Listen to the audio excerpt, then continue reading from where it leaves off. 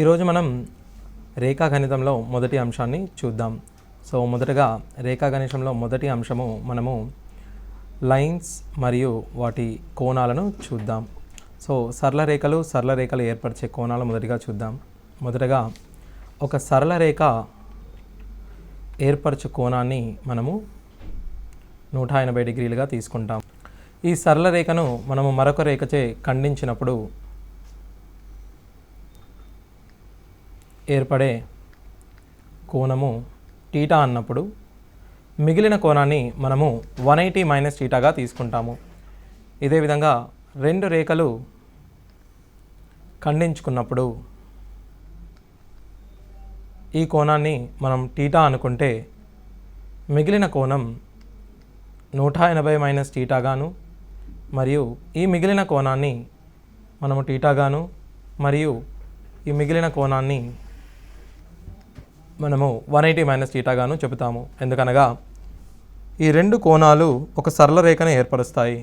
ఈ సరళ రేఖను ఏర్పరుస్తున్నప్పుడు ఇది చేయు కోణము 180 మరియు ఈ రెండు కోణాలు కూడా సరళ రేఖను ఏర్పరుస్తున్నాయి. ఇవి సరళ రేఖను ఏర్పరిచినప్పుడు అవి చేయు కోణాలు 180 డిగ్రీలుగా మనం చెబుతాము. సో ఇక్కడ చూసినట్టయితే ఎదుటెదుటి కోణాలు మనకు సమానంగా మనం గమనించవచ్చు.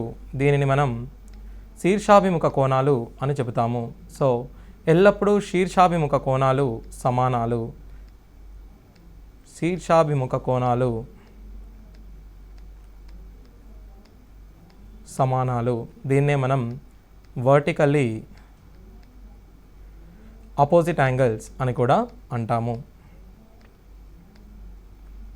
దీన్ని మనం వర్టికల్లీ ఆపోజిట్ యాంగిల్స్ అని కూడా అంటాము. దీనిపై మనము ప్రశ్నను చూసినట్లయితే రెండు సరళ రేఖలు ఓ వద్ద ఖండించుకున్నట్లయితే వీటి మధ్య కోణము 3x గాను మిగిలిన కోణాన్ని 6x గాను తీసుకున్నట్లయితే ఈ కోణాన్ని మనము y ప్లస్ 22 డిగ్రీలుగా తీసుకుందాం. సో ఇలా ప్రశ్నను అడిగినప్పుడు y యొక్క విలువను మనం అడిగినప్పుడు దీనికి ఏ విధంగా ఆన్సర్ చేద్దామో మనం ఇప్పుడు చూద్దాం. మొదలుగా చూసినట్టయితే 3x మరియు 6x అనేది ఒక సరళ రేఖను ఏర్పరుస్తుంది. ఈ 3x మరియు 6x కలిపితే మనకు 9x అనేది ఒక సరళ రేఖను ఏర్పరుస్తుంది. అనగా ఈ 9x కోణాన్ని మనము 180కి సమానం చేయవచ్చు. x is equals to 20. So x విలువను మనం 20గా చెప్పవచ్చు. ఇదే విధంగా 3x అనగా 3 into 20 is equals to y plus 22 అని మనం చెప్పవచ్చు. 60 is equals to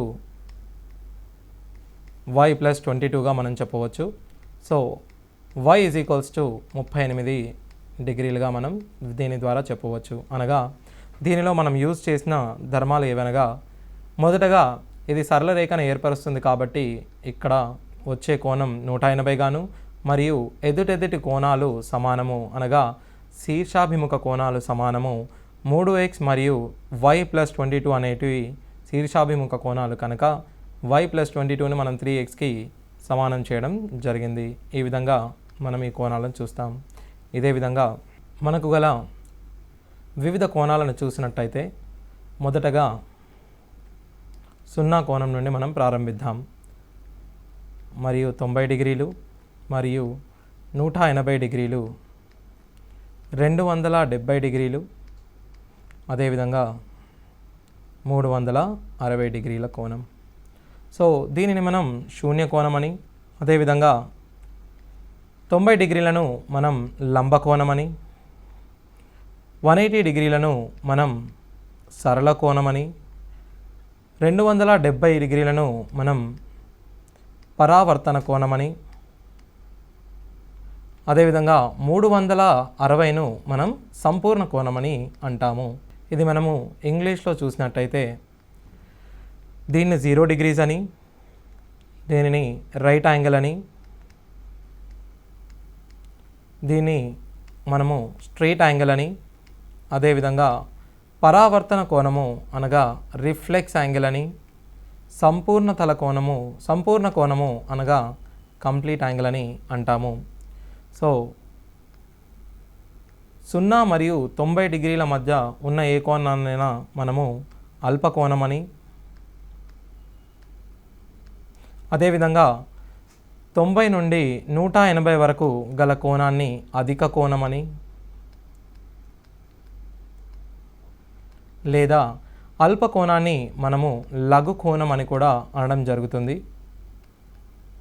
అదే అధిక కోణాన్ని మనము గురు కోణం అని కూడా అనడం జరుగుతుంది. అదేవిధంగా 180 నుండి 360కు గల మధ్య కోణాన్ని మనము పరావర్తన కోణంగా చెబుతాము.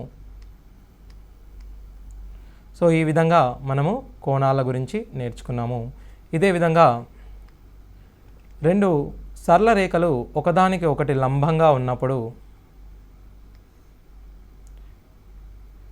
దీనిని మరొక సరళ రేఖ ఖండించిందనుకోండి, మనము ఈ సరళ రేఖతో భూమితో ఏర్పరిచే కోణాన్ని మనం ఏ అనుకున్నట్టయితే మిగిలిన కోణము 90 డిగ్రీలు -aగా చెప్తాము. 90 - aని మనము b అనుకున్నప్పుడు ఇచ్చట a + bల మొత్తము 90 డిగ్రీలుగా చెప్తాము. సో a + bల మొత్తము 90 డిగ్రీలు అయినప్పుడు వీటిని మనం పూరక కోణాలు అని అంటాము. a, bలు పూరకాలు. a యొక్క పూరకము మనము 90 - aగా చెబుతాము. అదేవిధంగా ఒక సరళ రేఖ ఏర్పరచు కోణము 180 డిగ్రీస్ అయినప్పుడు ఈ సరళ రేఖను మరొక రేఖ ఖండించినప్పుడు ఈ కోణాన్ని మనం a అనుకున్నప్పుడు మిగిలిన కోణము 180 - aగా అవుతుంది. దీనిని మనం b అనుకున్నప్పుడు ఇచ్చట a మరియు bల మొత్తము 180 డిగ్రీలుగా చెబుతాము. ఇచ్చట a, bలు సంపూరకాలు అని చెబుతాము. సో a + b మనకు 90గా వచ్చినప్పుడు వాటిని మనం పూరకాలని, మరియు 180గా వచ్చినప్పుడు వీటిని మనం సంపూరకాలని అంటాము. a యొక్క సంపూరక కోణాన్ని 180 - aగా చెబుతాము. అదేవిధంగా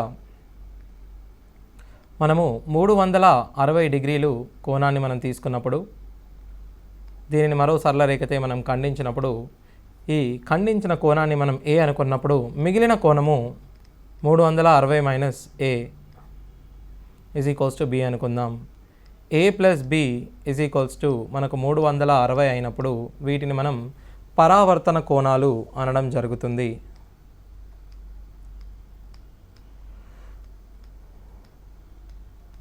a యొక్క పరావర్తన కోణము 360 - aగా మనం చెబుతాము. సో ఇలా పూరక కోణము మరియు సంపూరక కోణము మరియు పరావర్తన కోణాలకు మధ్య భేదాలను మనం చూసాము. ఇదే విధంగా ఇప్పుడు మనం చూసినట్టయితే రెండు సంపూరక కోణాల మధ్య భేదం 36 డిగ్రీలు అయిన ఆ కోణాలు ఏవి?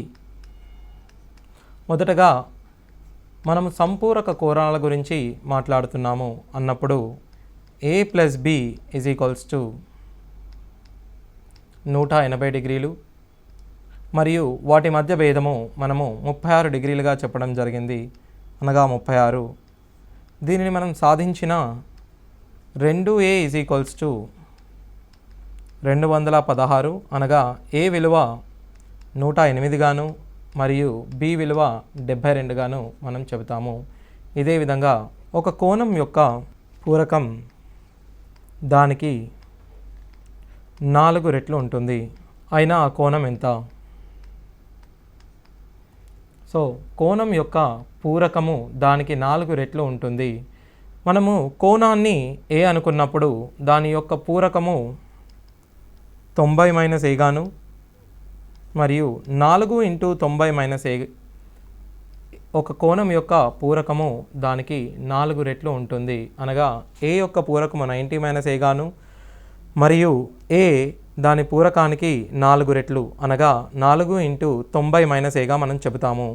సో a = 4 × 90 - 4a, అనగా 5a = 4 × 90గా మనం చెబుతాము. 5 1లు 5 18లు, అనగా a = 72 డిగ్రీలుగా మనం చెబుతాము. ఈ విధంగా మనము ఈ పూరకాలపై మరియు సంపూరకాలపై ప్రశ్నలు అడిగే అవకాశం ఉంది. సో ఇదే విధంగా రెండు సరళ రేఖలు ఒక తిర్యగ రేఖచే ఖండింపబడితే, రెండు సరళ రేఖలు ఒక తిర్యగ రేఖచే ఇచ్చట ఖండించబడుతున్నాయి. సో ఇలా ఖండించబడినప్పుడు ఏర్పడే కోణాల సంఖ్య 8. అవి 1, 2, 3, 4 మరియు 5, 6, 7, 8. సో ఇందులో ఈ కోణాలను మనం చూసినట్లయితే 1, 3, 2, 4, 5, 7, 6, 8లు శీర్షాభిముఖ కోణాలుగా మనం చెబుతాము.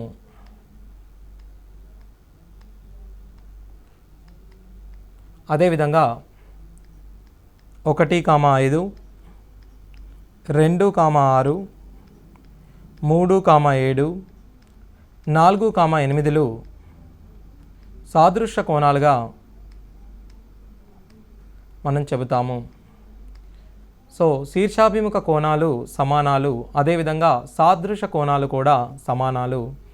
అదేవిధంగా మనం ఇప్పుడు 3 మరియు 5ను లేదా 4 మరియు 6లను చూసినప్పుడు ఇవి మనము ఏకాంతర కోణాలుగా చెబుతాము.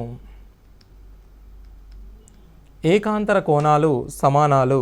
ఏకాంతర కోణాలు మనకు ఈ ఆకారంలో కానీ లేదా ఈ ఆకారంలో కానీ లేదా ఈ 4 ఆకారాల్లో వచ్చే అవకాశం ఉంటుంది. ఇచ్చట ఈ 2 సరళ రేఖలు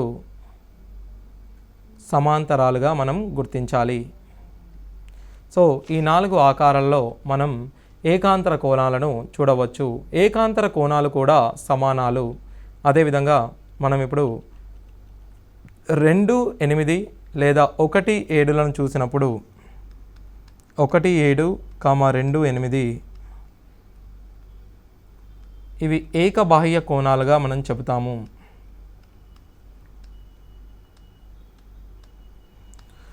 సో 1, 7 మరియు 2, 8లు ఏకబాహ్య కోణాలు. సో ఏకబాహ్య కోణాలు కూడా సమానాలుగా మనం చెబుతాము. సో అదేవిధంగా మనము 4, 5 కోణాలను మనం చూసినట్టయితే ఇవి ఈ రేఖకు ఒకే వైపు గల అంతరంగా ఉన్న కోణాలుగా మనం చెప్పవచ్చు. ఇవి సమానాలు కావు, కానీ వీటి యొక్క మొత్తం విలువ 180 డిగ్రీలుగా మనం చెప్పుకోవచ్చు. మనము ఈ కోణాలను చూసినట్లయితే మొదటగా 2 సరళ రేఖలు ఒక తిర్యగ రేఖ చే ఖండించబడుతున్నాయి. మనకు ఏర్పడిన కోణాలు 8, కానీ ఇందులో 1, 1, 1, 1, 1 స్థానంలో గల అన్ని కోణాలు సమానాలు. అదేవిధంగా 2, 2 మరియు 2, 2, 2 స్థానంలో గల అన్ని కోణాలు సమానాలు. మరియు 1, 2లను మనం చూసినట్లయితే 1, 2లు ఆసన్న కోణాలు, అనగా వీటి యొక్క మొత్తం మనము 180 డిగ్రీస్గా చెప్పవచ్చు. సో ఈ విధంగా మనము ఈ కోణాలను చూడడం జరిగింది. అదేవిధంగా మనం ఇప్పుడు ఒక త్రిభుజంలోని కోణాల మొత్తాన్ని చూద్దాం. ఒక త్రిభుజంలోని కోణాల మొత్తం మరియు ఒక చతుర్భుజం, అదేవిధంగా ఒక పంచభుజి మరియు షడ్భుజి. ఒక త్రిభుజంలోని కోణాల మొత్తము మనకు 180గా తెలుసు. అదేవిధంగా ఒక చతుర్భుజిలోని కోణాల మొత్తాన్ని, అంతర కోణాల మొత్తాన్ని మనం గమనించినట్లయితే ఇచ్చట మనకు గల త్రిభుజాల సంఖ్య 2 గాను, మరియు అంతర కోణాలను మనం చూసినట్లయితే 2 త్రిభుజాల అంతర కోణాల మొత్తము ఒక చతుర్భుజ అంతర కోణంగా మనం చెబుతాము. సో ఈ విధంగా 1 × 2 అనగా 2 త్రిభుజాల కోణాల మొత్తాన్ని మనము ఒక చతుర్భుజ కోణంగా చెప్పడం జరుగుతుంది. సో చతుర్భుజంలో గల కోణాల మొత్తము 360గా మనం చెప్పడం జరుగుతుంది. అదేవిధంగా ఒక పంచభుజలోని కోణాల మొత్తాన్ని మనం ఇప్పుడు కనుక్కునే ప్రయత్నం చేద్దాం. పంచభుజలో మనము గీయగలిగే త్రిభుజాల సంఖ్య 3గా గీసాము. ఈ విధంగా చేసినప్పుడు ఈ 3 త్రిభుజాల కోణాల మొత్తాన్ని మనము చేసినట్లయితే మనకు గల పంచభుజలో గల కోణాల మొత్తము వస్తుంది. అనగా 3 × 180 అనగా 540గా మనం చెప్పొచ్చు. అదేవిధంగా షడ్భుజిలోని కోణాల మొత్తాన్ని మనం కనుగొనదలిచినప్పుడు ఈ షడ్భుజిని మనము వివిధ త్రిభుజాలుగా విభజించుకోవాలి. విభజించుకున్న తరువాత ఆ త్రిభుజాల సంఖ్యను గమనించినట్లయితే ఒక షడ్భుజిలో 4 త్రిభుజాలను గీయవచ్చు. సో ఈ 4 త్రిభుజాల అంతర్కోణాల మొత్తము షడ్భుజిలోని అంతర్కోణాల మొత్తానికి సమానమవుతుంది. అనగా 4 × 180 ఒక్కొక్క త్రిభుజంలో 180 కాబట్టి ఒక షడ్భుజిలోని అంతర్కోణాల మొత్తము మనము 720గా చెప్పవచ్చు. ఇచ్చట మనం గమనించినట్లయితే త్రిభుజంలోని భుజాల సంఖ్య 3 మరియు చతుర్భుజంలోని భుజాల సంఖ్య 4, పంచభుజలోని భుజాల సంఖ్య 5, షడ్భుజిలోని భుజాల సంఖ్య 6. సో మొదటగా చూసినట్లయితే త్రిభుజంలోని భుజాల సంఖ్య 3 మరియు వీటి యొక్క అంతర్కోణాల మొత్తము మనము 180గాను, చతుర్భుజంలోని భుజాల సంఖ్య 4 మరియు అంతర్కోణాల సంఖ్య 2గాను, మరియు 5 ఉన్నప్పుడు 3 × 180గాను, మరియు భుజాలు 6 ఉన్నప్పుడు మనము అంతర్కోణాల మొత్తము 4 × 180గా చెబుతున్నాము. ఇదే విధంగా మనం కొనసాగినప్పుడు ఒక 10 భుజాలు కలిగిన ఒక బహుభుజిలోని అంతర్భుజాల సంఖ్య అంతర్కోణాల సంఖ్యను మనం కనుగొనదలిచిన అప్పుడు మనకు 10 - 2 అనగా 8 × 180గా మనము చెప్పొచ్చు. అదేవిధంగా మనకు n భుజాలు కలిగిన బహుభుజిలోని అంతర్కోణాల సంఖ్యను మనం గమనించినట్లయితే సో దానికి మనము n - 2 × 180గా మనము సూత్రాన్ని చెప్పవచ్చు. సో ఇప్పుడు మనం అది చూద్దాం. n భుజాలు కలిగిన బహుభుజిలోని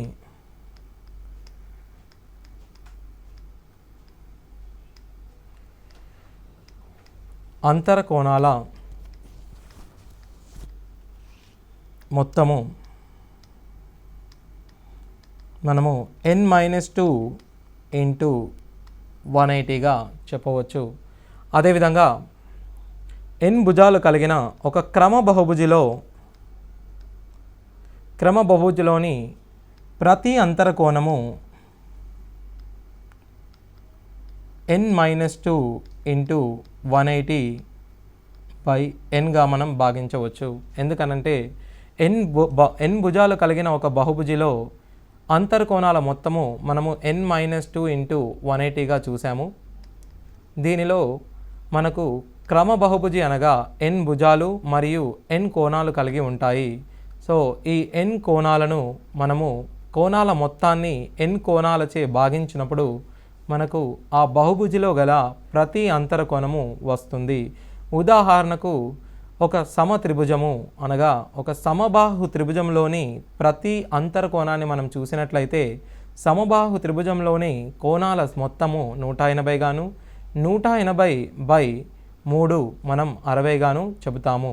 అదేవిధంగా ఒక సమాంతర చతుర్భుజము ఒక సమచతుర్భుజము అనగా ఒక చతురస్రాన్ని చూసినట్లయితే మనము చతురస్రంలోని కోణాల మొత్తాన్ని 360గాను మరియు 4 కోణాలు ఉన్నందున 360/4 అనగా 90 డిగ్రీలుగాను చెబుతాము. ఇదే విధంగా మనము n భుజాలు కలిగిన ఒక బహుభుజిలోని అంతర్కోణాల మొత్తాన్ని n - 2 × 180గాను మరియు అది క్రమ బహుభుజి అయినప్పుడు ప్రతి కోణము n - 2 × 180/nగాను మనం చెప్పడం జరుగుతుంది. ఇప్పుడు మనము ఒక బహుభుజిలో గల బాహ్య కోణాల మొత్తాన్ని చూద్దాం. సో ఒక బహుభుజిని మనం తీసుకున్నప్పుడు బాహ్య కోణాలను మనం ఇప్పుడు గమనిద్దాం. మొదటగా ఒక త్రిభుజాన్ని ఏర్పరుద్దాం. అదేవిధంగా ఒక చతుర్భుజం మరియు ఒక పంచభుజి. సో ఇప్పుడు మనకు గల బాహ్య కోణాలను మనం గమనించినప్పుడు ఈ 3 త్రిభుజ కోణాలను మనం బాహ్య కోణాలుగా చెబుతాము. అదేవిధంగా ఒక చతుర్భుజంలో ఈ 4 కోణాలను మనం బాహ్య కోణాలుగా చెబుతాం. అదేవిధంగా పంచభుజిలో ఈ 5 కోణాలను మనం బాహ్య కోణాలుగా చెబుతాం. దీన్ని మనం గమనించినట్లయితే ఈ కోణాలు త్రిభుజంలో కానీ మరియు చతుర్భుజంలో కానీ లేదా పంచభుజిలో కానివ్వండి, ఈ కోణాలు ఒక వృత్తాకారాన్ని ఏర్పరిచినట్లు మనం గమనించవచ్చు. ఈ 3 కోణాలను కత్తిరించి మనం అతికించినప్పుడు ఇది ఒక వృత్తాన్ని ఏర్పరుస్తుంది.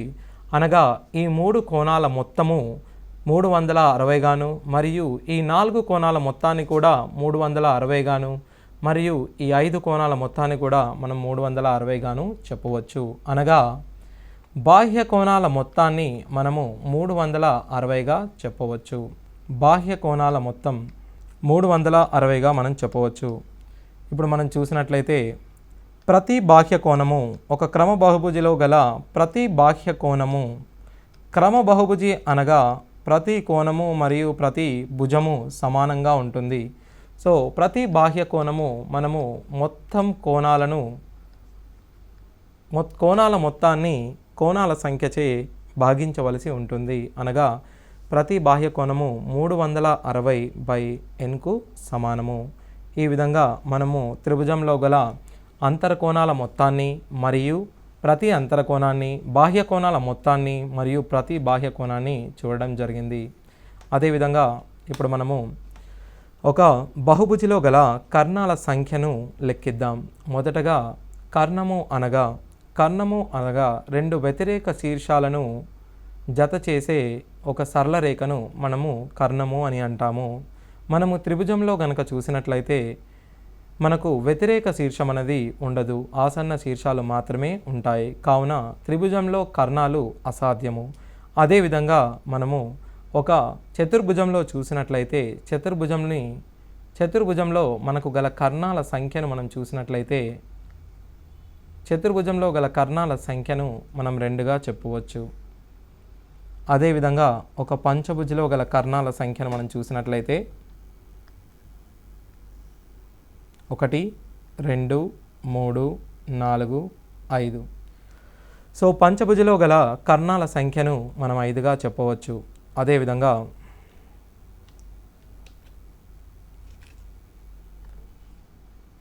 ఇప్పుడు మనము ఒక షడ్భుజిలో గల కర్ణాల సంఖ్యను చూద్దాం.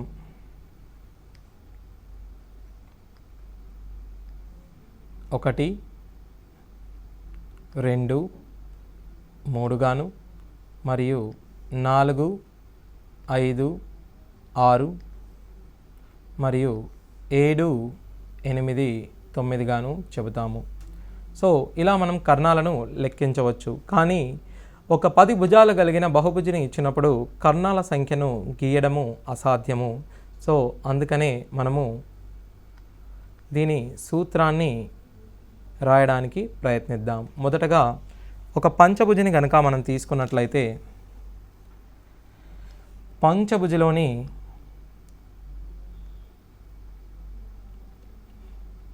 మొదటగా ఒక 5 బిందువులను మనం తీసుకుందాం. ఈ 5 బిందువులచే ఏర్పరిచే రేఖాఖండాల సంఖ్యను మనం చూసినట్లయితే ప్రతి రేఖాఖండానికి మనకు 2 బిందువులు అవసరం. అనగా 5 బిందువుల నుండి మనము 2 బిందువులను ఎన్నుకోవడానికి కావలసిన ఎన్నికల సంఖ్యను 5C2 అనగా 5 × 4/2 అనగా 10గా మనం దీనికి చెబుతాము. సో మనము 10 సరళ రేఖలను ఏర్పరచవచ్చు. అవి మనం చూసినట్లయితే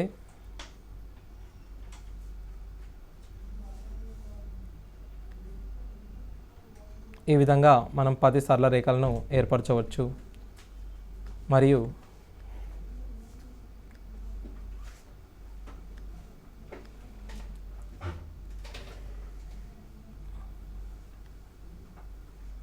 పది సరళ రేఖలను మనం ఇప్పుడు ఏర్పరచాము. ఇందులో గల 10 సరళ రేఖలను మనం చూసినట్లయితే మొదటగా 1, 2, 1, 3, 1, 4, 1, 5, అదేవిధంగా 2, 3, 2, 4, 2, 5, అదేవిధంగా 3, 4, 3, 5, 4, 5లను మనం చెబుతాము. కానీ ఈ 10 సరళ రేఖలలో 1 2 2 3 3 4 4 5 మరియు 1 5లు ఈ త్రిభుజం యొక్క భుజాలుగా మనము గుర్తించాలి. అనగా మిగిలిన ఈ 5 వీటిని మనం కర్ణాలుగా గుర్తించవచ్చు. అనగా మనము త్రిభుజంలో ఏర్పరిచే రేఖల సంఖ్య నుండి ఆ త్రిభుజంలోని భుజాలను తొలగించినప్పుడు మనకు కావలసిన కర్ణాల సంఖ్య వస్తుంది. అనగా కర్ణాల సంఖ్య ఒక n భుజాలు కలిగిన బహుభుజిలో కర్ణాల సంఖ్యను మనం కనుగొనదలిచిన మొదటగా ఆ n భుజాలు కలిగిన బహుభుజిలో మనం ఏర్పరచగలిగిన సరళ రేఖ సంఖ్యలను మనం చూసినట్లయితే NC2 గాను మరియు వీటి నుంచి మనం భుజాలను తొలగించినట్లయితే -n గాను చెబుతాము. సో NC2 విలువను మనం n × n-1/2 గాను -n దీనిని మనం సూక్ష్మీకరించిన n × n-3/2గా మనము ఒక n భుజాలు కలిగిన బహుభుజిలో గల కర్ణాల సంఖ్యను ఈ విధంగా చెప్పవచ్చు. అదేవిధంగా ఇప్పుడు మనం కొన్ని సరళ రేఖలు ఖండించుకుంటే ఏర్పడే కోణాన్ని చూద్దాం. ఈ 2 సరళ రేఖలు మరియు 2 తిర్యక రేఖలు మనం గీయడం జరిగింది.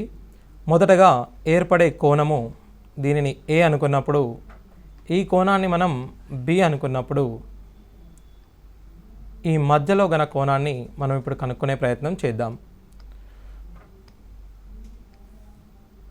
మొదటగా మనం తీసుకున్న 2 సరళ రేఖలు సమాంతరాలు మరియు ఈ మూడో సరళ రేఖను సమాంతరంగా గీయండి. A మరియు A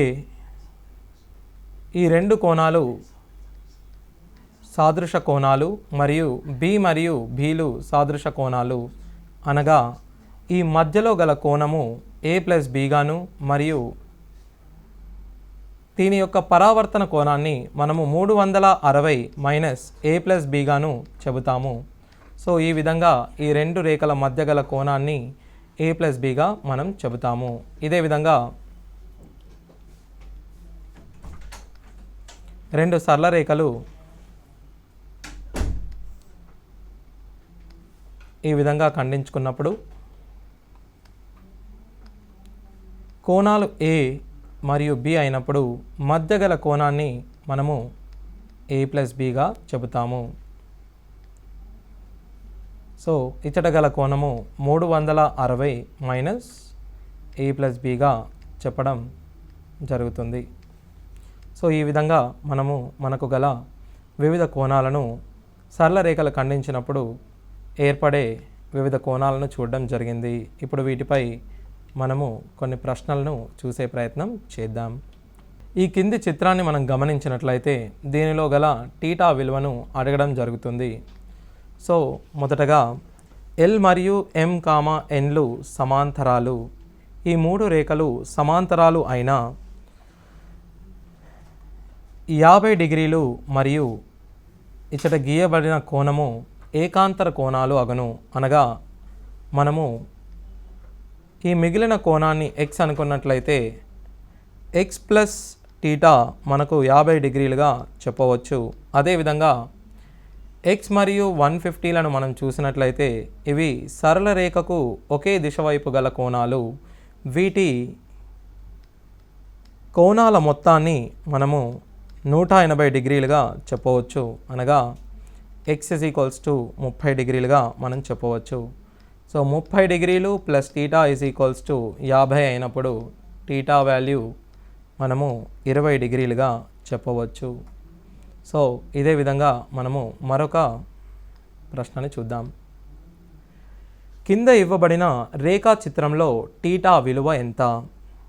మనము ఇంతకుముందు చూసినట్టు 2 సరళ రేఖలు, సమాంతర రేఖలు మరియు 2 తిర్యక రేఖలు ఖండించుకున్నప్పుడు ఈ విలువ A మరియు ఈ విలువ B, లేదా ఇవి శీర్షాభిముఖ కోణాలుగా మనం చెప్పవచ్చు. B అయినా మధ్యలో ఏర్పడు కోణం విలువ a ప్లస్ బీగా మనం చూసాము. అనగా ఈ టీటా విలువ మనము ఈ రెండు కోణాల మొత్తానికి సమానమని చెప్పవచ్చు. సో టీటా యొక్క విలువ 75గా మనం చెబుతాము. మరొక ప్రశ్నను చూద్దాం. 35 డిగ్రీల కోణం యొక్క సంపూరక కోణం ఏమి అగును? మొదటగా ఒక కోణం యొక్క సంపూరక కోణం ఒక కోణం ఏ అయినప్పుడు దాని యొక్క సంపూరక కోణాన్ని మనము 180 - aగా చెబుతాము. ఈ విధంగా చూసినప్పుడు 35 డిగ్రీల యొక్క సంపూరక కోణాన్ని మనము 180 - 35 అనగా 145 డిగ్రీలుగా చెబుతాము. సో ఈ విధంగా 35 డిగ్రీల యొక్క సంపూరక కోణం కనుగొనడం జరుగుతుంది. అదేవిధంగా ఒక కోణం యొక్క పూరకము 40 డిగ్రీలు అయితే దాని యొక్క సంపూరక కోణం ఏమి అగును? సో పూరకము 40 డిగ్రీలు అయితే దాని యొక్క సంపూరక కోణాన్ని మనం ఇప్పుడు కనుక్కునే ప్రయత్నం చేద్దాం. సో మొదటగా పూరకము ఏ యొక్క పూరకాన్ని మనం చూసినట్టయితే 90 - aగా మనం చెబుతాము. సో ఒక కోణం యొక్క పూరకము 40 అనగా ఆ కోణము 90 - 40 50గా చెప్పవచ్చు. సో మనకు గల ఏ విలువను మనం 50గా తీసుకున్నట్లయితే దీని యొక్క సంపూరకాన్ని మనం ఇప్పుడు కనుగొనాలి. సో ఏ యొక్క సంపూరకాన్ని మనము 180 - aగాను అనగా 180 - 50 అనగా 130 డిగ్రీలుగా మనం చెప్పడం జరుగుతుంది. సో ఈ విధంగా మొదటగా ఇచ్చిన కోణంని మనము దాని యొక్క పూరక కోణాన్ని మరియు ఆ వచ్చిన కోణానికి సంపూరక కోణాన్ని కనుగొనాలి. ఇదే విధంగా మనం మరొక ఉదాహరణ చూసినప్పుడు ఒక కోణం యొక్క పూరకము మరియు దాని సంపూరకాల మధ్య నిష్పత్తి 5:14 అయితే ఆ కోణాన్ని మనం ఇప్పుడు కనుక్కుందాం. ఒక కోణం యొక్క పూరకము మరియు దాని సంపూరకాల మధ్య నిష్పత్తిని ఇవ్వడం జరిగింది. మొదటగా కోణాన్ని మనం ఏ అనుకున్నప్పుడు దాని యొక్క పూరకము 90 - aగాను మరియు సంపూరకము 180 - aగాను వాటి మధ్య నిష్పత్తి 5/14గా చెబుతాము. సో వీటిని మనము గుణించుకున్నప్పుడు 5 × 180 - aగాను మరియు 14 × 90 -14a = 5 × 180 - 5a గాను 14aను కుడివైపుకు 5 × 180ను ఎడమ వైపుకు తీసుకువెళ్ళే ప్రయత్నం చేయండి. ఇప్పుడు మనకు వచ్చిన విలువ 14a - 5aను 9a గాను మరియు 14 × 90 - 5 × 180గా చెబుతాము. ఈ రెండు విలువల నుండి మనము 90ను కారణాంకంగా తీసినట్లయితే వచ్చిన విలువ 14 - 5 2 10 అనగా 9 1 9 10 వచ్చిన కోణం యొక్క విలువ 10 × 4 40 డిగ్రీలుగా మనం చెప్పవచ్చు. ఈ ప్రశ్నలో మనం గమనించినట్లయితే మొదటగా ఏదైనా ఒక ప్రశ్నను మనం సూక్ష్మీకరించుకునేటప్పుడు ఆ ప్రశ్నలో గల గుణకారాలను మనము చివరికి చేసినట్లయితే సమయాన్ని మనం ఆదా చేసుకునే అవకాశం ఉంటుంది. అదేవిధంగా ఒక క్రమ బహుభుజిలో అంతర కోణము 135 డిగ్రీలు అయితే దానిలో ఎన్ని కర్ణాలు కలవు? సో ఒక క్రమ బహుభుజిలోని అంతర కోణము మొదటగా మనం చూద్దాం. అంతర కోణము 135 డిగ్రీలుగా మనం చెబుతున్నాము. మొదటగా ఏదేని ఒక బహుభుజిని మనం తీసుకున్నట్లయితే దీనిలోని అంతర కోణము మరియు బాహ్య కోణాలను మనం గమనించినట్లయితే అంతర కోణాన్ని ఐతోను మరియు బాహ్య కోణాన్ని ఈ చే సూచించినట్లయితే ఈ ఐ మరియు ఈ మొత్తాల విలువను మనము I + E = 180గా చెప్పవచ్చు.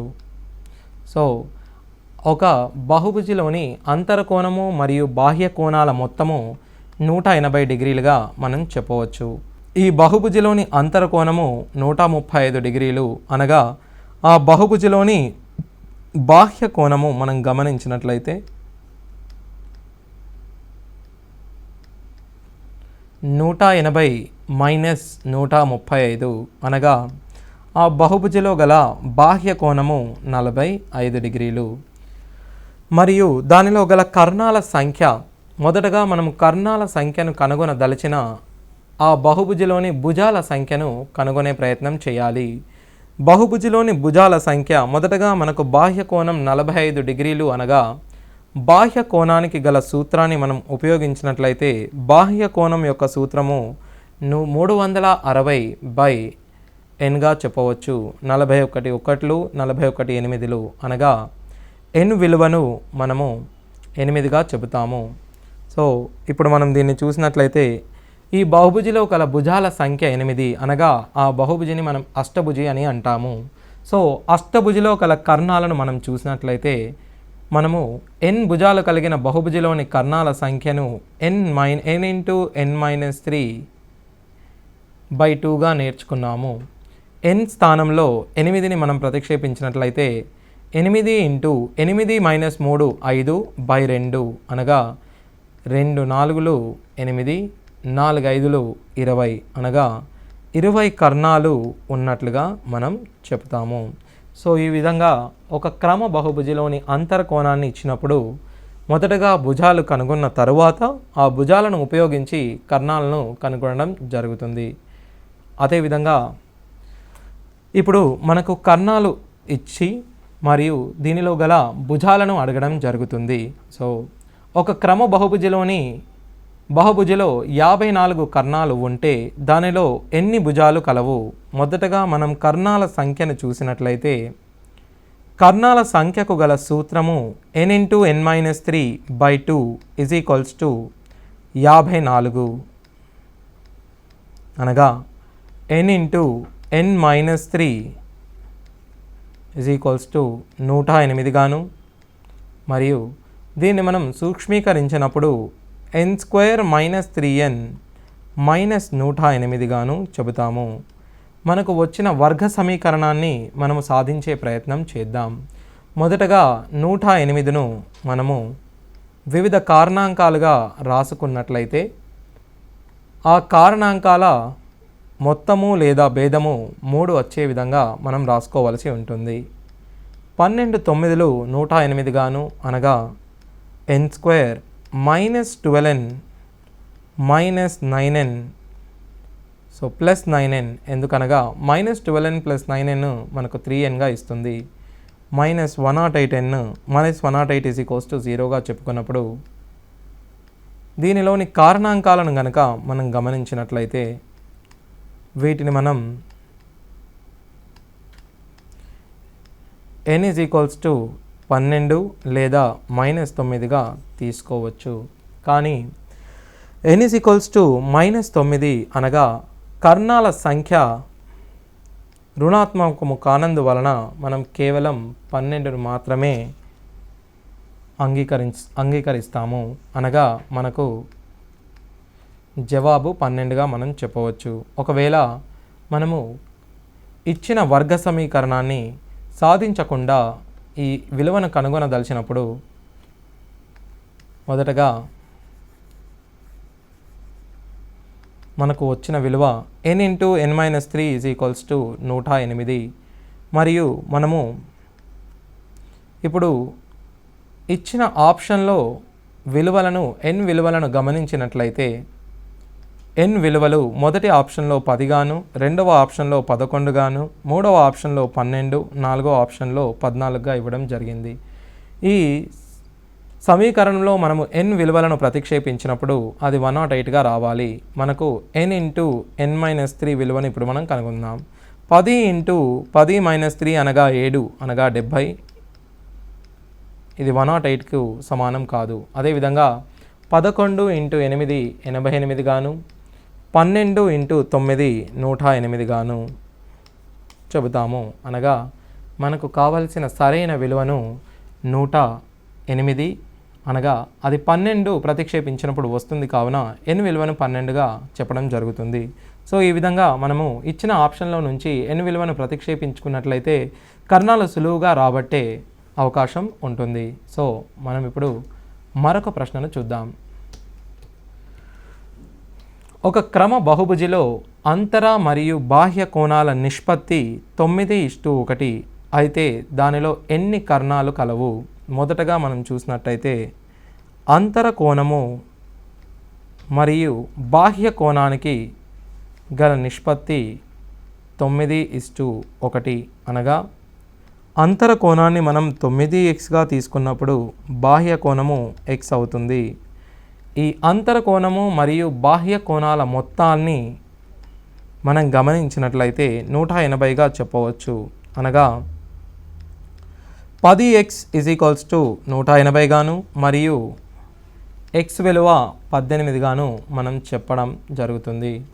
సో x విలువ 18 అయితే సో మనము దానిలో గల కర్ణాలు ఎన్ని? మొదటగా మనము దానిలో గల భుజాలను కనుగొనవాలి. సో మనకు వచ్చిన x విలువను 18 డిగ్రీలు అనగా బాహ్య కోణాన్ని 18 డిగ్రీలుగా మనం మొదటగా గమనించాలి. బాహ్య కోణానికి గల సూత్రము 360/n = 18 డిగ్రీలు అయినప్పుడు n విలువను 20 భుజాలుగా మనం చెబుతాము. ఒక బహుభుజిలో 20 భుజాలు ఉన్నప్పుడు వాటి కర్ణాల సంఖ్యను మనము సూత్రం ఆధారంగా 20 × 20 - 3/2గా చెబుతాము. అనగా 20/2 10 గాను 10 × 17 170 గాను చెబుతాము. సో ఈ విధంగా మనము మొదటగా కర్ణాలను కనుక్కొని మొదటగా భుజాలను కనుగొని దాని తర్వాత మనం కర్ణాలను కనుగొనడం జరుగుతుంది. సో ఇప్పుడు మనం మరొక ప్రశ్నను చూద్దాం. ఈ క్రింది రేఖాచిత్రంలో θ విలువ ఎంత? సో ఈ క్రింది రేఖాచిత్రంలో రెండు సమాంతర రేఖలు ఒక తిర్యక రేఖచే ఖండించబడుతున్నాయి. మనము మొదట చూసిన విధంగా రెండు సమాంతర రేఖలు ఒక తిర్యక రేఖచే ఖండింపబడితే 160 దీని యొక్క శీర్షాభిముఖ కోణాన్ని కూడా మనము 160గా చెప్పవచ్చు. అదేవిధంగా ఈ 160కు సదృశ కోణము 160 గాను మరియు ఈ θ మరియు 160లు ఆసన్న కోణాలుగా మనం చెప్పవచ్చు.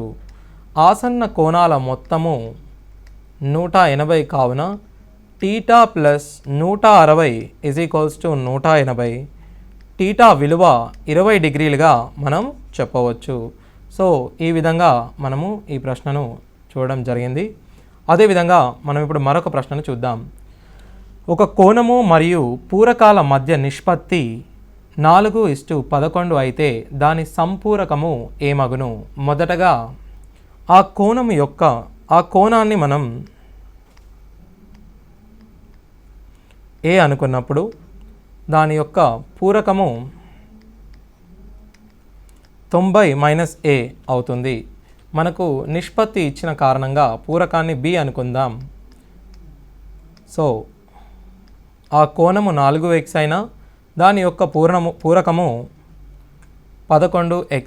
కోణము మరియు దాని పూరకాల మొత్తము 90 కావున 4x + 11x 15xను మనము 90గా చెబుతాము.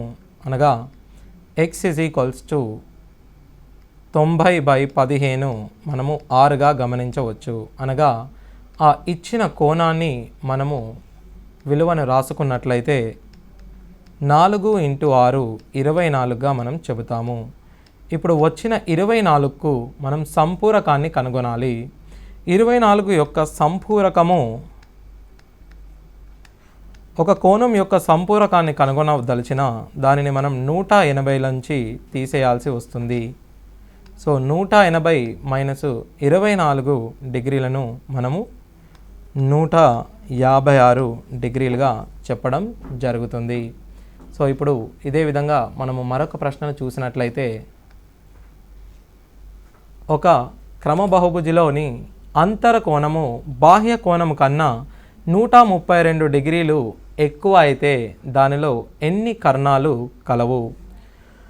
మొదటగా ఒక కర్ణంలోని ఒక బహుభుజిలో అంతర కోణము బాహ్య కోణము కన్నా 132 డిగ్రీలు ఎక్కువ అనగా అంతర కోణము మరియు బాహ్య కోణాన్ని మనం చూసినట్లయితే వీటి మధ్య విభేదము 132.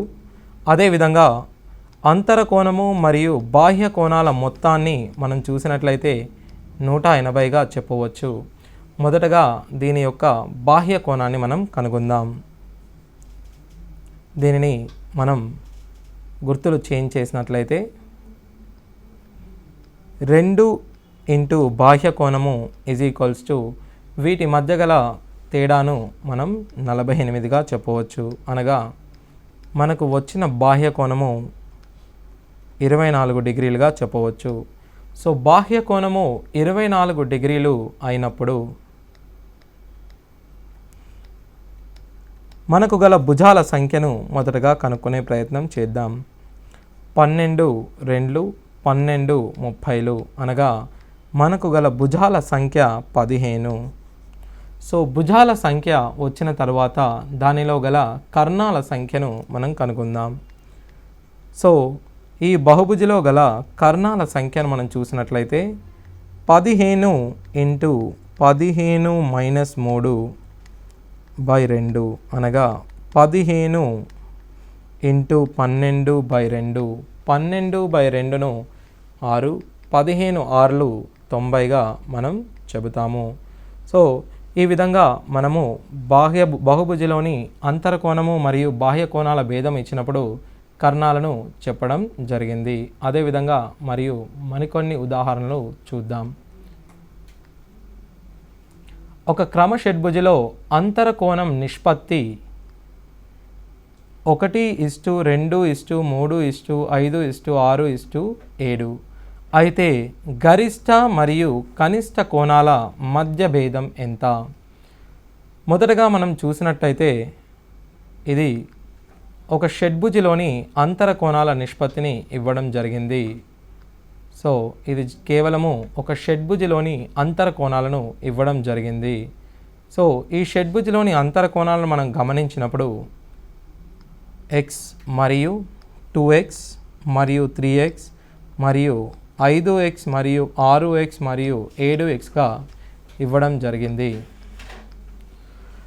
సో ఈ క్రమ షడ్భుజిలోని అంతర కోణాల మొత్తాన్ని మనం గమనించినట్లయితే ఒక షడ్భుజిలోని అంతర కోణాల మొత్తము మనము 720గా చెప్పవచ్చు. సో ఈ అంతర కోణాల మొత్తాన్ని మనం గమనించినట్లయితే 1 + 2 3, 3 + 3 6, 6 + 5 11 మరియు 17 + 24 xగా మనం చెప్పడం జరుగుతుంది. ఈ 24x ఈజ్ ఈక్వల్స్ టు అంతర కోణాల మొత్తానికి సమానము అనగా 720కి సమానము అనగా x యొక్క విలువ 30గా మనం చెప్పవచ్చు. సో మనకు కనుగొనవలసిన విలువ గరిష్ట మరియు కనిష్ట కోణాల మధ్య భేదము. గరిష్ట మరియు కనిష్ట కోణాల మధ్య భేదము అనగా గరిష్ట కోణము 7x మరియు కనిష్ట కోణము xగా మనం చెప్పవచ్చు. సో గరిష్ట కోణము మరియు కనిష్ట కోణాల మధ్య కోణాల మధ్య భేదాన్ని మనం చూసినట్లయితే 7x - x is equals to 6x. So మనము భేదము 6x, x విలువ 30గాను అనగా 6 × 30 180గా చెప్పడం జరుగుతుంది. ఒక బహుభుజిని తీసుకుందాం. 1 2 3. సో ఇది మనకు ఒక బహుభుజి. దీనిలోని అంతర కోణాల మొత్తాన్ని మనము అడిగినప్పుడు ఏ విధంగా సాధిస్తామో చూద్దాం. సో మొదటగా దీని భుజాల సంఖ్యను మనం లెక్కించినట్లయితే 1 2 3 4 5 6 7 దీనికి కల భుజాల సంఖ్యను 7గా మనం గమనించాము. అనగా ఇది ఒక సప్తభుజిగా మనం తెలుసుకున్నాము. సప్తభుజిలోని అంతర కోణాల మొత్తాన్ని మనము n-2 ఇంటూ 180గా చెప్పవచ్చు. అనగా 7 - 2 ఇంటూ 180. ఈ బహుభుజిలోని భుజాల సంఖ్యను 7 గాను మరియు 7 - 2 ఇంటూ 180 అనగా 5 ఇంటూ 180 900 డిగ్రీలుగాను చెప్పడం జరుగుతుంది. సో ఈ విధంగా మనము ఒక బహుభుజిలోని భుజాలను కనుగొన్నాము. ఒక బహుభుజి క్రమ బహుభుజి లేదా క్రమ బహుభుజి కాకుండాను వాటి యొక్క అంతరకోణాల సంఖ్య అంతరకోణాల మొత్తము n-2 ఇంటూ 180గా మనం చెప్పవచ్చు. సో ఇచ్చిన ఫార్ములాలను ఇచ్చిన సూత్రాలను క్షుణ్ణంగా పరిశీలించి మరియు ఉదాహరణలను సరిగ్గా పరిశీలించి ప్రాక్టీస్ చేయగలను కోరుతున్నాను. Thank you.